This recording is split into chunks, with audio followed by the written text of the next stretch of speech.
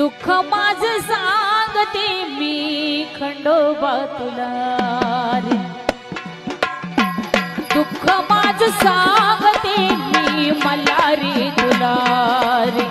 दुःख माझं सांगते मी मल्हारी तुला रे. बोला येळ कुटमुखी तुम्ही करावीला सुखी हिचं दुःख सारं घेऊन जा, हिचं दुःख सारं घेऊन हो